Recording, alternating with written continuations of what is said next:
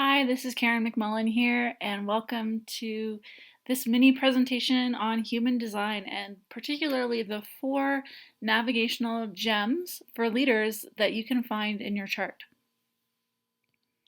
If you're new to human design, this is what a chart looks like.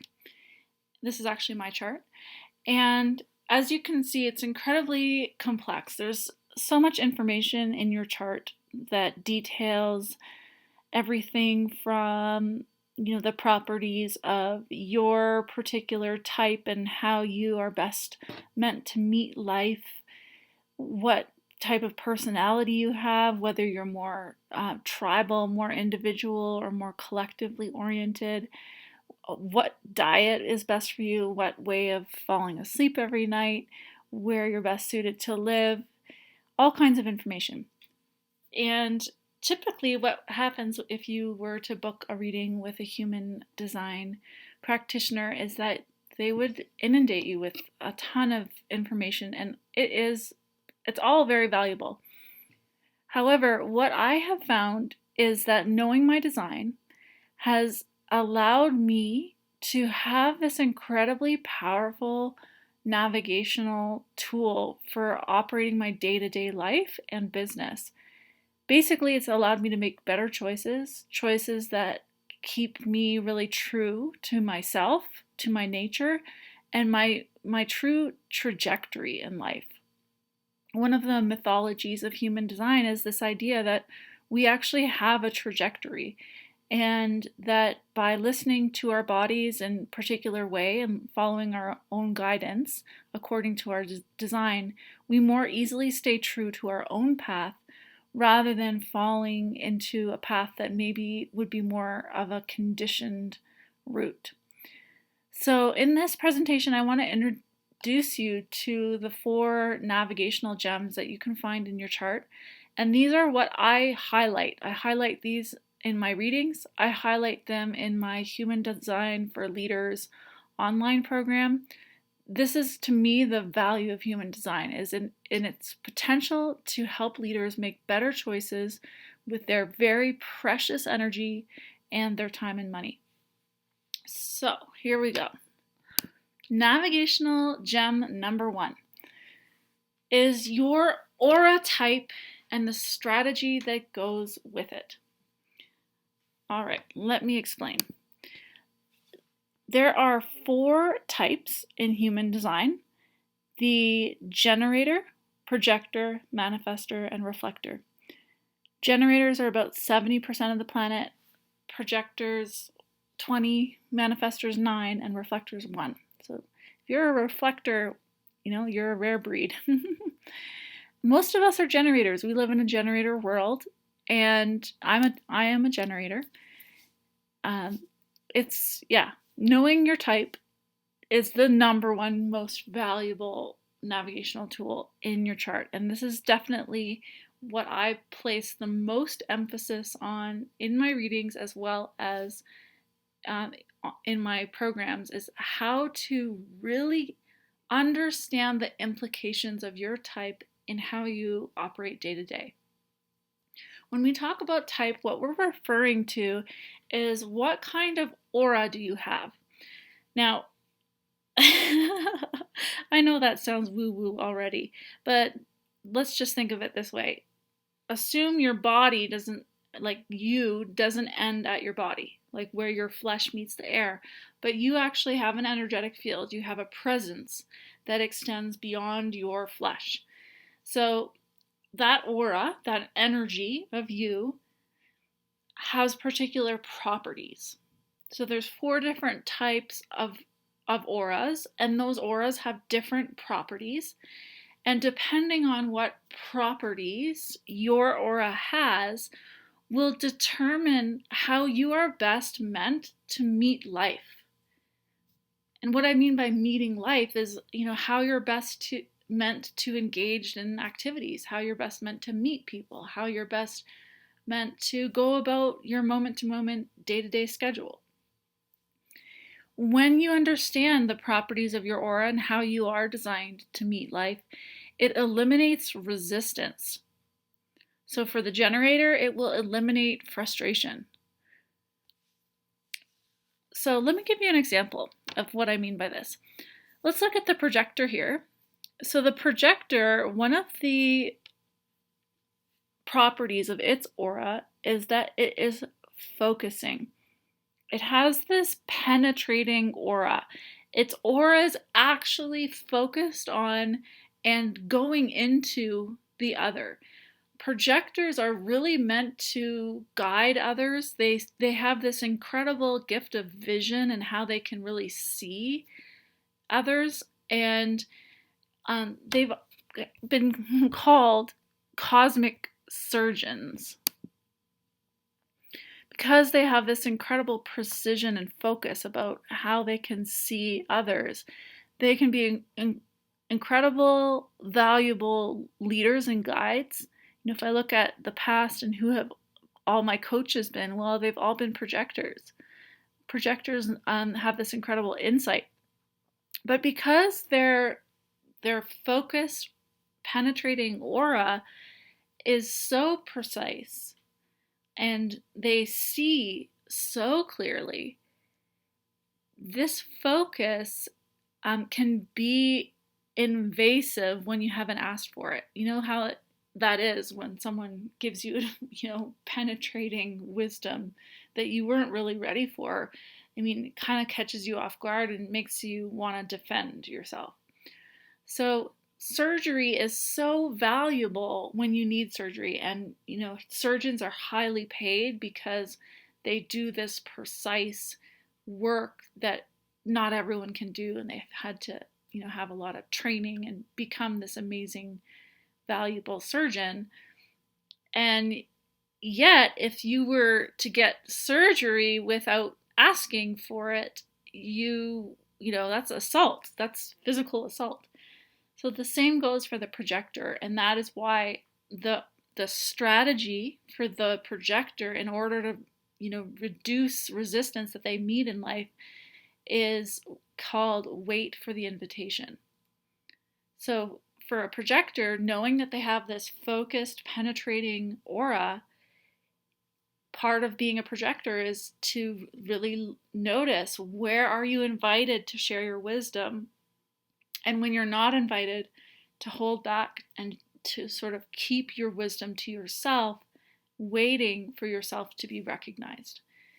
And that's an example of how knowing the properties of your aura and then the strategy that goes with it can really help you eliminate resistance. Because, what often happens for projectors when they don't know really who they are and their nature as a projector is that they see so much, and they know that their wisdom is potentially so valuable to the others that they meet, and so they are sharing their wisdom indiscriminately, and in the process they get rejected. They get their wisdom just goes over people's heads because people are deflecting what they say, and so they feel very unrecognized, and they end up just feeling kind of dejected and bitter. When if they were honoring their aura's strategy, they would actually become successful. That's the signature of the projector, is success, in that they're really designed to be recognized and valued for this incredible wisdom that they have to offer. So that's navigational gem number 1, is knowing what type of aura you have and the strategy that you can use to honor your aura type. Knowing my aura type and strategy has been the single most powerful shift that I have made in my leadership and in my business, because it's allowed me to really be able to eliminate a lot of excess waste of my energy and time and money. All right, let's move to navigational gem number 2. This is called your decision-making authority. Your decision-making authority is the place that you can go in your body to reliably make decisions that are right for you. So sort of the first thing to master is understanding your aura type and how you're designed to interface with life. But once something comes to you and it's on your plate and you're kind of deciding yay or nay, where you go to is your decision-making authority. This is navigational gem number 2. There are 7 different decision-making authorities, and 3 of them are the most common by far. The rest of them are quite rare. So, this is just something that I emphasize in readings as well as in my course, Human Design for Leaders, is what is your authority and how can you begin to use it? It's a body-centered technique. So using your authority, you're basically learning to really tune into your body in a particular way.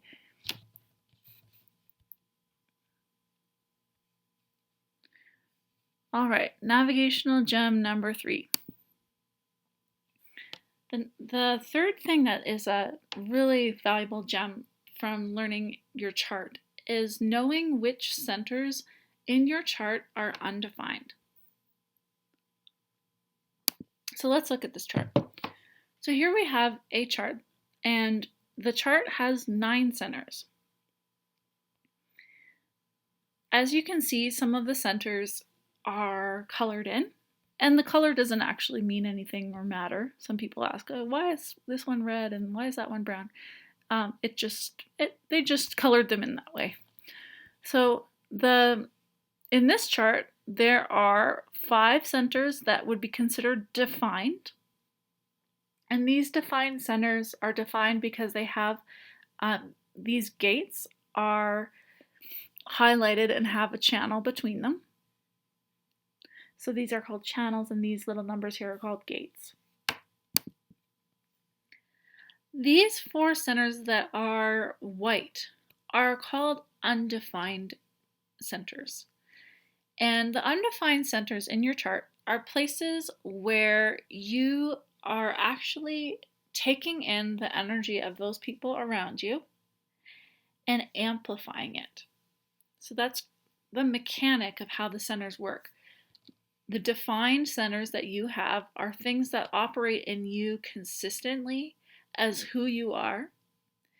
And then the undefined centers are areas that don't really have that same consistency, and places where you're in a way vulnerable to being conditioned by the people around you. And that is why knowing your undefined centers is so valuable, especially in a leadership context, is because you can easily become influenced by those around you in not necessarily a positive way, in a way that takes you off course from your own path by these open centers. So let me explain that a little bit more. Open centers amplify defined centers. And if someone thinks that amplification is them, they're in big trouble. Let's look at a really common and powerful dynamic. One of the centers is called the solar plexus, and it's this center here. Half of the planet has this center defined, and half of the planet has this center undefined. So the dynamic that plays out, this center has primarily to do with emotions. So those people that have this center defined, they have a consistent wave of emotion that they're emitting into the world, into the environment around them 24 hours a day. They might be feeling peaceful, they might be feeling calm, they might be feeling sad, they might be feeling joyful. But whatever it is that they are feeling, they're emanating that. And it's a consistent aspect of who they are. They're really designed to be these feelers. Now, the other 50% of the planet have that center undefined. So what's happening for them when they're in the environment with someone who has this center defined is that they're taking in that energy and they're amplifying it. So if, here we have the defined center little birthday kid feeling, content, happy, blowing out the candle, and the undefined kid is like, woo, bouncing off the walls, amplifying that happiness, is like over the top happy. And here we have this little boy who's feeling melancholy, kind of sad. And then here we have the undefined solar plexus girl that's hanging out with him, and she's feeling very sad. So these children on the right, they're amplifying what these children on the left are naturally just feeling as a part of who they are. Now, as a leader, this can really be detrimental in a number of ways. One is that people with an open solar plexus center tend to want to avoid facing confrontation and truth. They tend to just not want to rock the boat, not want to upset people because they don't want to have to take in that emotional energy that's unprocessed and really unhealthy for them.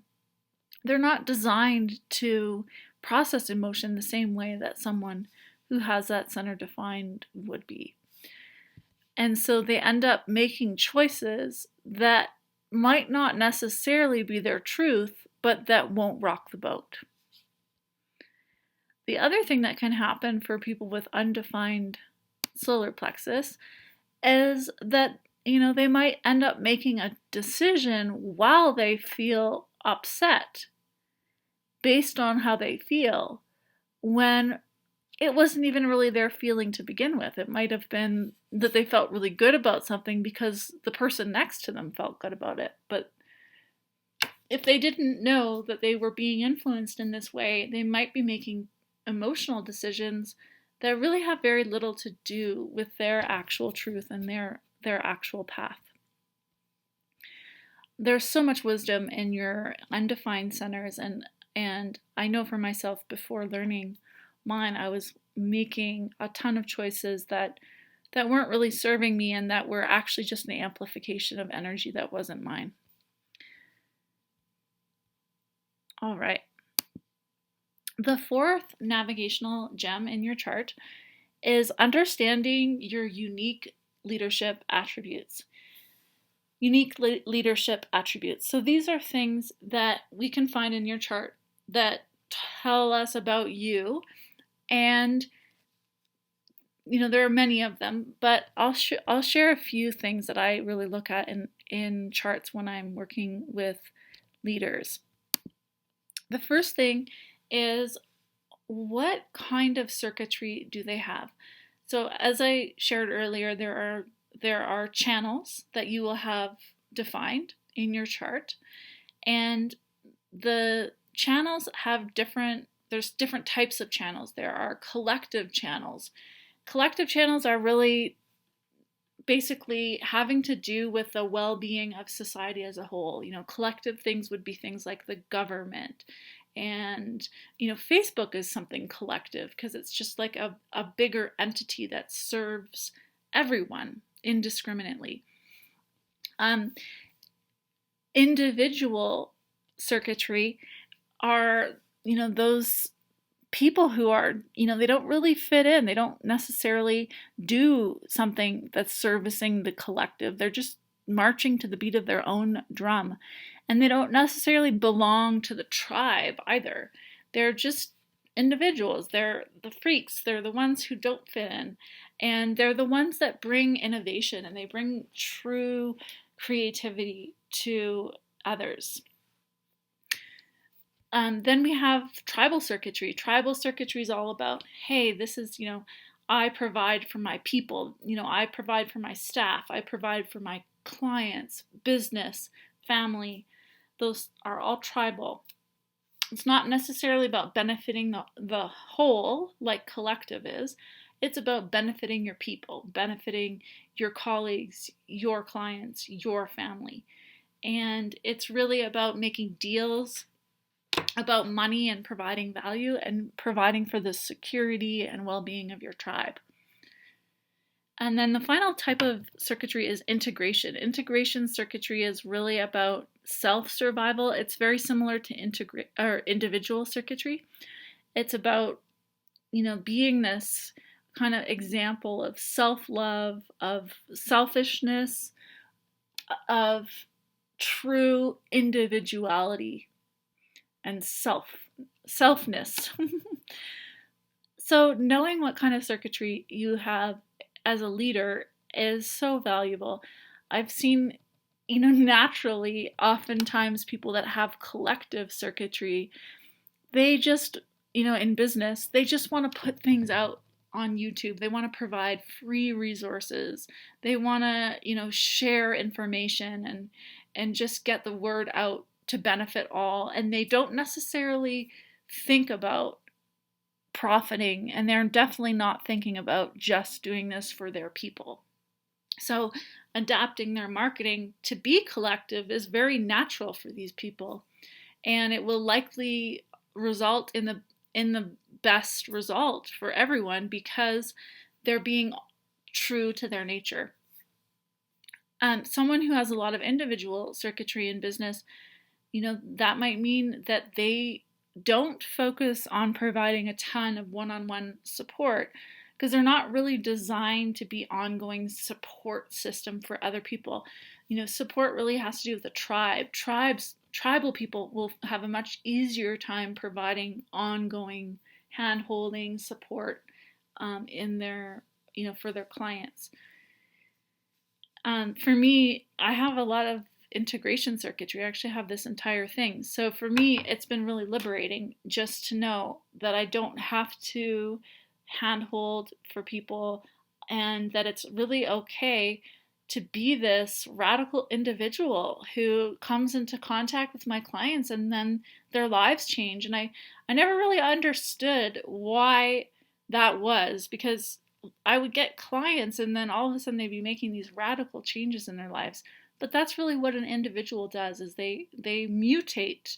They provide a mutation. I really like that word. It's kind of a human design term, but it's like, someone might be doing something one way for 20 years, and then all of a sudden they come into contact with this individual, and then that thing changes just overnight, all of a sudden, and they're no longer doing things the same. And that's really the value that I provide. And knowing that has allowed me to shift the way I think about the value I'm providing and shift the way I construct my offerings. So that's really honoring to who I am. So knowing your circuitry is really awesome for helping you to align your packages and how you do marketing and sales and what you're offering. Okay, the next thing that I look at with discerning your unique leadership attributes is what channels do you have defined? And knowing the channels that you have defined will tell us a lot about really who you are naturally. And I'll use this channel as an example. This is the channel 360, and it's called the channel of mutation. It is an individual channel.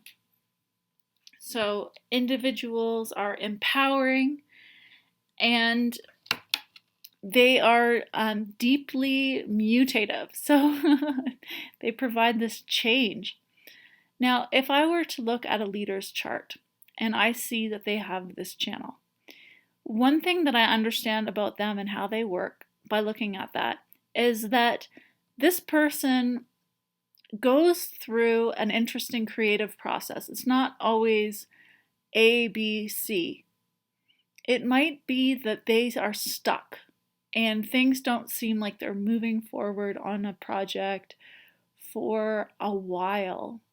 And it's just not going anywhere and nothing's changing and nothing's going anywhere. And they might even feel depressed or low, melancholic, and if they didn't know this, they would tend to want to resist that lull period. But this is exactly how this channel functions, is it's not doing anything, and then all of a sudden it's all cylinders firing and go time, and they've shot their rocket to the moon. So if you think about, sending a rocket to the moon, there's a lot of time where they're just sort of tinkering with the rocket and there's a lot of work being done, but nothing's actually happening. And then all of a sudden, when it blasts off, it goes all the way to the moon in a matter of like a tiny matter of time. So they might have been spending years not seemingly making any progress, and then all of a sudden they're already at the moon. That's how this channel works. So if the person, who is this leader doesn't know this about themselves, they'll tend to try to always make themselves produce something when that's not really how their creative process works. They need to embrace those lulls. And in those lulls is going to be all of the richness and all of the creativity that they bring to this blast off moment where something really changes and a new thing is born. Okay, and the final thing that I really look at to bring out the unique leadership attributes is, what is your profile? So in your chart, you will have a profile. It has two numbers to it. The first number is conscious and the second number is unconscious. So for example, my profile number is 4, 6. So the 4 is the opportunist, and that person is really a networker. All of the opportunities that come to them are through their network, and they're really designed to attract opportunities to influence others because they're here to share their message, and they're here to influence people who are their friends, who are in their network, who are close to them. And for them, friendship is huge. They're not here to influence people that they don't feel a genuine kinship with. So chances are, you coming to this page and watching this video, you are either a friend of mine or you're a friend of a friend. It's very unlikely that you're a person that doesn't know me and doesn't know anyone in my network. We are probably quite closely connected, and that's something, knowing that about myself and my profile has been a huge relief, because it's allowed me to let go of this notion that I'm really here to kind of like share a big widespread message with strangers. It's actually just never been true for me. It's very natural for me to just want to reach out to people that are in my network and want to spend time with them and want to connect, and that's really all that I need to do as a business owner, and it comes naturally to me, so it's very easy. So knowing your profile in business allows you to really honor the way that is totally natural for you to do business. Someone with a 5 in their profile, in contrast to the 4, would be way more likely to have a widespread influence to strangers. These are the Martin Luther Kings, the people who have, this message that just wants to come through and be distributed widely. And they're here more for that fame and recognition to the masses. Whereas someone with a 4 in their profile is far more likely to be here to influence their network. So that is Human Design for Leaders, these 4 navigational gems: your aura type and strategy, your decision-making authority, knowing your undefined centers, and knowing your unique leadership attributes. Knowing these things makes it so much easier to navigate your day-to-day, to stay true to yourself and to stay true to your nature, so that you can have simplicity, ease, and freedom. And the simplicity comes from not doing more than is necessary and not doing less than is necessary, but just doing the right things, doing the things that you absolutely know are for you, and having that clarity as you move forward. Thanks so much for watching, and I hope to meet you soon.